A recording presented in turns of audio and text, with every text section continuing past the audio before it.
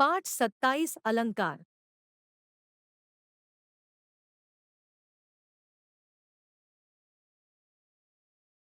पढ़िए और समझिए। अलंकार से तात्पर्य। अलंकार शब्द दो शब्दों से मिलकर बना है। अलंग जमा कार। अलंग का अर्थ होता है शोभा या सुंदरता तथा कार का अर्थ है करने वाला। इस तरह अलंकार शब्द का अर्थ हुआ शोभा या सुंदरता उत्पन्न करने वाला। आप जानते हैं कि महिलाएं अपने साज श्रृंगार के साथ आभूषणों का प्रयोग करती हैं, इसीलिए आभूषण अलंकार कहलाते हैं। ठीक इसी तरह कवि लोग भी अपनी रचना में सौंदर्य को बढ़ाने और चमत्कार उत्पन्न करने के लिए जिन तत्वों का उपयोग करते हैं वे भी अलंकार कहलाते हैं। अतः यह कहा जा सकता है कि कविता के शब्दों और अर्थों में सुंदरता पैदा करने वाले तत्व ही अलंकार हैं। परिभाषा। काव्य में सौंदर्य को बढ़ाने के लिए तथा चमत्कार उत्पन्न करने के लिए जिन साधनों का प्रयोग किया जाता है वे अलंकार कहलाते हैं। अलंकार के भेद। साहित्य में शब्द और अर्थ दोनों ही महत्वपूर्ण होते हैं, अतः इन दोनों के सौंदर्य की वृद्धि करना साहित्यकार का उद्देश्य होता है। इस तरह कुछ अलंकार शब्दों के सौंदर्य पर आधारित होते हैं तो कुछ अर्थों के सौंदर्य पर। इसी आधार पर अलंकार के दो भेद किए जाते हैं। शब्दालंकार, अर्थालंकार। क शब्दालंकार। काव्य में जहां शब्दों के विशिष्ट प्रयोग से चमत्कार उत्पन्न किया जाता है वहां शब्दालंकार होते हैं। शब्दालंकार का सौंदर्य शब्दों के विशेष प्रयोग के कारण होता है। यदि विशिष्ट शब्दों के स्थान पर उनका कोई समानार्थी शब्द रख दिया जाए तो सौंदर्य या चमत्कार समाप्त हो जाता है। जैसे वर को छोड़ और वर ले लो पंक्ति में वर शब्द के प्रयोग से चमत्कार पैदा हुआ है, क्योंकि पहले वर शब्द का अर्थ है पति तथा दूसरे का अर्थ है वरदान। यदि इस पंक्ति को पति को छोड़ वर ले लो कहेंगे तो कविता का चमत्कार समाप्त हो जाएगा। प्रमुख शब्दालंकार। इस वर्ग में आने वाले प्रमुख शब्दालंकार हैं 1 अनुप्रास, 2 यमक तथा 3 श्लेष। 1 अनुप्रास अलंकार अलिटरेशन। किसी कविता में यदि समान वर्णों के बार बार आने से चमत्कार उत्पन्न होता है तो वहां अनुप्रास अलंकार होता है। वर्णों की बार बार आवृत्ति शब्द के आरंभ में तथा शब्द के अंत में दोनों जगह हो सकती है। जैसे मोर मुकुट मकराकृत कुंडल अरुण तिलक दिए भाल। यहां शब्द के आरंभ में म वर्ण की आवृत्ति। जाके सिर मोर मुकुट मेरो पति सोई। शब्द के आरंभ में म तथा अंत में र वर्ण की आवृत्ति। चारु चंद्र की चंचल किरणें खेल रही थी जल थल में। यहां आरंभ में च वर्ण की आवृत्ति तथा अंत में ल वर्ण की आवृत्ति। सुरभित सुंदर सुखद सुमन तुझ पर झरते हैं। शब्दों के आरंभ में सु वर्ण की आवृत्ति। तरिन तनूजा तट तमाल तरुवर बहु छाए। शब्दों के आरंभ में त वर्ण की आवृत्ति। 2 यमक अलंकार होमोनिम। जिस रचना में एक शब्द एक से अधिक बार आए और हर बार उसका अर्थ भिन्न हो वहां यमक अलंकार होता है। जैसे कनक कनक ते 100 गुनी मादकता अधिकाय। या खाए बौरात है वा पाए बौराए। यहां कनक शब्द का प्रयोग 2 बार हुआ है। पहले कनक का अर्थ है धतूरा तथा दूसरे कनक का अर्थ है सोना गोल्ड। पूरी पंक्ति का अर्थ है कि पहले कनक या धतूरे को तो मनुष्य खाकर पागल होता है, जबकि दूसरे कनक अर्थात सोने को तो केवल पाकर ही पागल हो जाता है। इसलिए कवि कहता है कि पहले कनक की तुलना में दूसरे कनक की मादकता 100 गुनी अधिक है। माला फेरत जगमुआ, गया न मन का फेर, कर का मन का डार के, मन का फेर। यहां मन का शब्द 2 बार आया है, परंतु दोनों के अर्थ में अंतर है। पहले मन का अर्थ है हाथ की माला तथा दूसरे मन का शब्द का अर्थ है हृदय की माला। कवि का कहना है कि ईश्वर को पाना है तो हाथ की माला को छोड़कर मन की माला का जाप कर। काली घटा का घमंड घटा, नभ तारक मंडल वृंद खिले। यहां घटा शब्द की आवृत्ति 2 बार हुई है। पहले घटा शब्द का अर्थ है काले काले बादलों की घटा तथा दूसरा घटा शब्द घटना, कम होना क्रिया का भूतकालिक रूप है। पूरी पंक्ति का अर्थ है कि जब आकाश में तारे उदित हुए तो काली घटा का घमंड घट गया।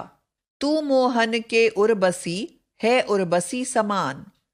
यहां उर्बसी शब्द का प्रयोग 2 बार हुआ है।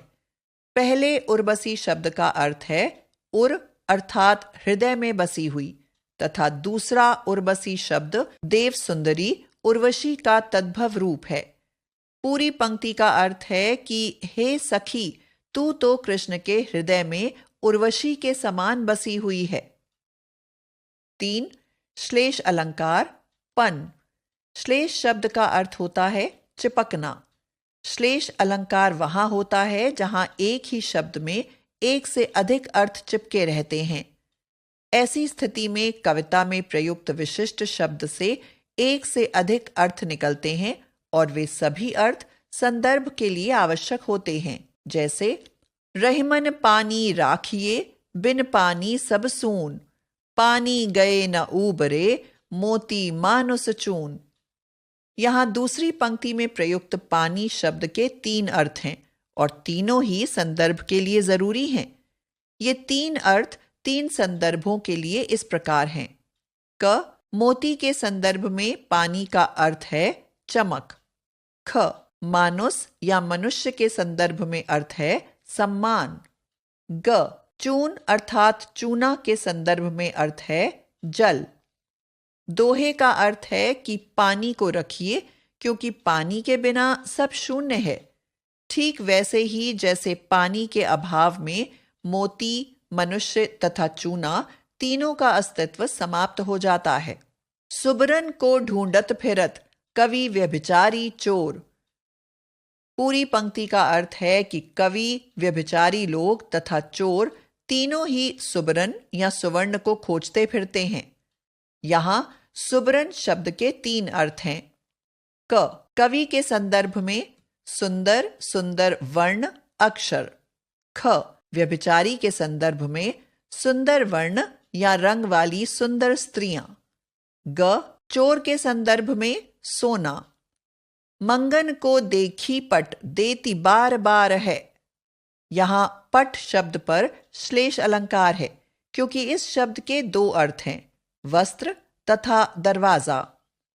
पंक्ति का अर्थ है कि मंगन अर्थात मांगने वाले भिखारियों को देखकर एक स्त्री उन्हें बार बार पट अर्थात वस्त्र देती है तथा दूसरा अर्थ है कि भिखारियों को देखकर वह बार बार पट अर्थात दरवाजा बंद कर लेती है।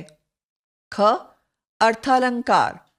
काव्य में जहां शब्द प्रयोग के बजाय अर्थ की विशिष्टताओं के कारण सौंदर्य या चमत्कार पैदा किया जाता है वहां अर्थालंकार होते हैं। जैसे मखमल के झूल पड़े हाथी सा टीला पंक्ति में टीले की सुंदरता उस हाथी के समान बताई गई है जिस पर मखमली झूल पड़ी हुई है।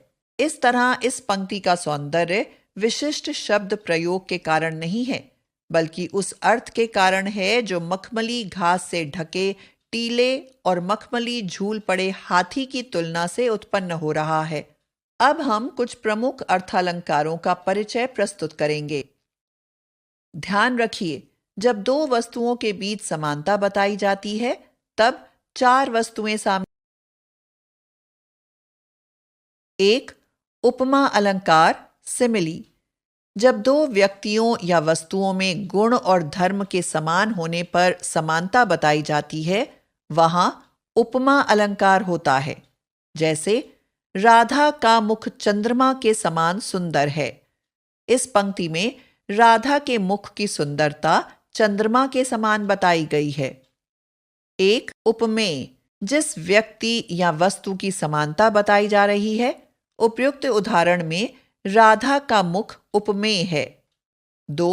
उपमान, जिस वस्तु या व्यक्ति से समानता बताई जा रही है उसे उपमान कहते हैं। ऊपर के उदाहरण में चंद्रमा उपमान है। 3. साधारण धर्म, वह गुण या धर्म जो उपमेय और उपमान दोनों में समान कॉमन है। ऊपर के उदाहरण में सुंदर साधारण धर्म है। 4. वाचक शब्द, वह शब्द जो समानता बताता है। ऊपर की पंक्ति में वाचक शब्द है के समान। जिस उपमा अलंकार में ऊपर बताए गए चारों ही अंग पाए जाते हैं उसे पूर्णोपमा, तथा जिसमें किसी एक या एक से अधिक का लोप होता है उसे लुप्तोपमा अलंकार कहते हैं। इन दोनों ही प्रकार के अलंकारों के उदाहरण देखिए। पूर्णोपमा, हरिपद कोमल कमल से। 1. उपमेय हरिपद। 2. उपमान कमल। 3. साधारण धर्म कोमल। 4. वाचक शब्द से। पीपर पात, सरिस मन डोला। 1. उपमेय मन। 2. उपमान पीपर पात पीपल का पत्ता। 3. साधारण धर्म डोलना। 4. वाचक शब्द सरिस के समान। लुप्तोपमा, मखमल के झूल पड़े हाथी सा टीला। 1. उपमेय टीला। 2. उपमान मखमल के झूल पड़े हाथी। 3. साधारण धर्म लुप्त। 4. वाचक शब्द सा। यह देखिए अरविंद से शिशुवृंद कैसे सो रहे। 1. उपमेय शिशुवृंद। 2. उपमान अरविंद। 3. साधारण धर्म लुप्त। 4. वाचक शब्द से। अब उपमा अलंकार पूर्णोपमा तथा लुप्तोपमा के अन्य उदाहरण देखिए। उषा सुनहले तीर बरसाती जय लक्ष्मी सी उदित हुई। उषा की तुलना तीर बरसाती जय लक्ष्मी के साथ। कबीरा माया मोहिनी जैसे मीठी खांड। मोहिनी माया की तुलना मीठी खांड से। मरकत डिब्बे सा खुला ग्राम। ग्राम की तुलना मरकत के डिब्बे से। 2. रूपक अलंकार मेटाफर, जहां उपमेय और उपमान के बीच अत्यधिक समानता होने के कारण उपमेय पर उपमान का आरोप कर दिया जाता है या उपमेय तथा उपमान को एक समझ लिया जाता है, वहां रूपक अलंकार होता है। जैसे चरण कमल बंदो हरिराई पंक्ति में चरण उपमेय है तथा कमल उपमान। यहां चरणों पर कमल का आरोप किया गया है, अतः रूपक अलंकार है। देखिए रूपक अलंकार के अन्य उदाहरण। मैया मैं तो चंद खिलौना ले हूं। चंद्रमा रूपी खिलौना उपमेय बराबर चंद्रमा, उपमान बराबर खिलौना। अंबर पनघट में डुबो रही। अंबर रूपी पनघट उपमेय बराबर अंबर, उपमान बराबर पनघट। शशि मुख पर घूंघट डाले।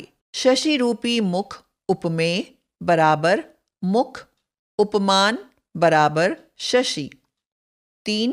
उत्प्रेक्षा अलंकार उत्प्रेक्षा, जहां उपमेय पर उपमान की संभावना की जाती है वहां उत्प्रेक्षा अलंकार होता है। उत्प्रेक्षा अलंकार में उपमेय तथा उपमान के गुण धर्मों में समानता होने की संभावना कर ली जाती है, या दूसरे शब्दों में कहें तो कह सकते हैं कि उपमेय को उपमान जैसा मान लिया जाता है। उत्प्रेक्षा अलंकार में संभावना को बताने वाले वाचक शब्द जैसे मानो, मनहु, जानो, ज्यों, जनहु, जनु आदि का अवश्य प्रयोग किया जाता है। अतः जहां भी ये शब्द दिखाई दें वहां उत्प्रेक्षा अलंकार होगा। देखिए उदाहरण। सिर फट गया उसका वहीं, मानो अरुण रंग का घड़ा। यहां उपमेय है फटा हुआ सिर तथा उस पर उपमान अरुण लाल रंग के घड़े की संभावना की गई है तथा संभावना के लिए मानो वाचक शब्द का प्रयोग किया गया है। पद्मावती सब सखी बुलाई, मनु फुलवारी सबे चली आई। अर्थात पद्मावती ने अपनी सभी सखियों को बुलाया और जब वे सब आईं तो ऐसा प्रतीत हुआ मानो सारी फुलवारी चल के आ गई हो। वाचक शब्द मनु है, अतः उत्प्रेक्षा अलंकार है। पाहुन ज्यों आए हो गांव में शहर के, मेघ आए बड़े बनठन के संवर के। यहां कवि ने संभावना व्यक्त की है कि मेघ इस तरह से बन ठन के सज सवर के आए जैसे मानो शहरी मेहमान गांव में आए हों। यहां वाचक शब्द ज्यों निहित है, अतः उत्प्रेक्षा अलंकार है। 4. अतिशयोक्ति अलंकार हाइपरबोले। अतिशयोक्ति शब्द दो शब्दों से बना है, अतिशय तथा उक्ति। अतिशय शब्द का अर्थ है बढ़ा चढ़ाकर तथा उक्ति का अर्थ है कथन। अतः अतिशयोक्ति का अर्थ होगा ऐसे कथन जो बहुत बढ़ा चढ़ाकर या अतिशयता के साथ कहे गए हों। कविता में जहां कवि उपमेय का वर्णन बहुत बढ़ा चढ़ाकर करता है वहां अतिशयोक्ति अलंकार होता है। देखिए उदाहरण। आगे दरिया पड़ी अपार, घोड़ा कैसे उतरे पार। राणा ने सोचा इस पार, तब तक चेतक था उस पार। जब तक राणा प्रताप सोचते कि उनका घोड़ा उस विशाल नदी को कैसे पार करेगा, तब तक तो चेतक नदी के पार जा पहुंचा। यह अतिशयोक्तिपूर्ण वर्णन है, अतः अतिशयोक्ति अलंकार का उदाहरण है। वह शर निकल गांडीव गुण से भिन्न जैसे ही हुआ, धड़ से जयद्रथ का बदन बस छिन्न वैसे ही हुआ। अर्जुन के गांडीव से तीर निकलकर जैसे ही अलग हुआ, वैसे ही जयद्रथ का सिर उसके शरीर से कटकर अलग हो जाना अतिशयोक्तिपूर्ण वर्णन है, अतः यहां अतिशयोक्ति अलंकार। देख लो साकेत नगरी है यही, स्वर्ग से मिलने गगन में जा रही। इन पंक्तियों में साकेत नगरी का वर्णन है। साकेत नगरी के गगनचुंबी भवनों का वर्णन कवि ने इस रूप में किया है मानो वह आकाश से मिलने जा रही हो। साकेत नगरी का अतिशयोक्तिपूर्ण वर्णन होने से यहां अतिशयोक्ति अलंकार है। हमने सीखा अलंकार भाषा के शोभा करने वाले साधन होते हैं। अलंकार दो प्रकार के होते हैं, शब्दालंकार तथा अर्थालंकार। शब्दालंकारों के अंतर्गत शब्दों के विशिष्ट प्रयोग से चमत्कार या सौंदर्य उत्पन्न किया जाता है। इसके भेद हैं अनुप्रास, यमक तथा श्लेष। अर्थालंकार वे अलंकार हैं जिनमें अर्थ की विशिष्टताओं के कारण सौंदर्य उत्पन्न किया जाता है। प्रमुख अर्थालंकार हैं उपमा, रूपक, उत्प्रेक्षा तथा अतिशयोक्ति।